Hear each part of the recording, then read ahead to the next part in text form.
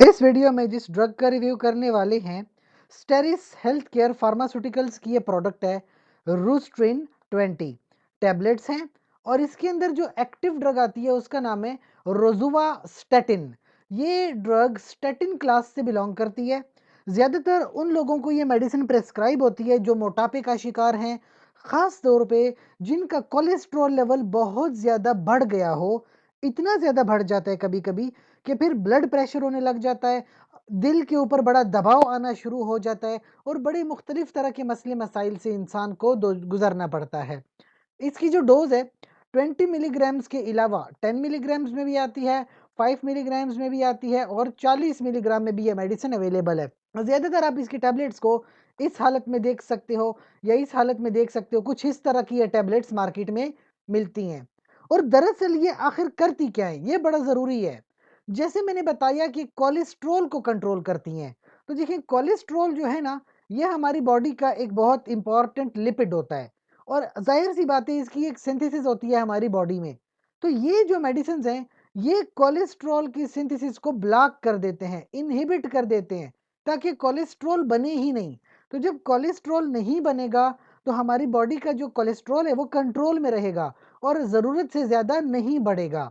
ये जो मेडिसिन है, आप चाहें तो खाने के साथ ले सकते हो या खाने के बगैर ले सकते हो, इससे कोई फ़र्क नहीं पड़ता। लेकिन टैबलेट को आपने चबाना नहीं है, बस इस तरह स्वॉलो कर लेना है, निगल लेना है। और ज़्यादातर ये इस्तेमाल कब होता है? तो ये बीमारी में इस्तेमाल होता है हाइपर कोलेस्ट्रोलीमिया।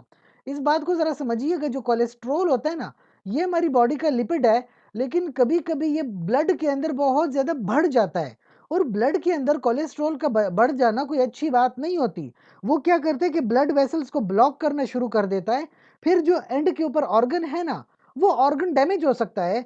चाहे हार्ट होगा तो हार्ट अटैक हो सकता है, अगर वो ब्रेन है तो स्ट्रोक हो सकता है। तो ये बड़े बुरे साइंस हैं, आपको कंट्रोल में रखना चाहिए। तो ये जो टैबलेट है 10 से 20 मिलीग्राम की टैबलेट आप दिन में एक ले सकते हो। मैक्सिमम डोज इसकी 40 मिलीग्राम है, इससे ज़्यादा आप नहीं ले सकते। एक तो ये कोलेस्ट्रॉल को कंट्रोल करता है। दूसरा, अगर किसी को एथेरोस्क्लेरोसिस हो गया है, यानी कि अगर किसी के ब्लड वेसल में ना ब्लॉकेज शुरू हो गई है, तो ये क्या करता है कि उस ब्लॉकेज को थोड़ा स्लो डाउन कर देता है, ताकि अगर ब्लॉकेज हो भी रही है तो आराम-आराम से हो रही है, ताकि आपको रिकवर करने का थोड़ा टाइम मिल सके। वही 10 से 20 मिलीग्राम की टैबलेट आप दिन में सुबह या शाम ले सकते हो।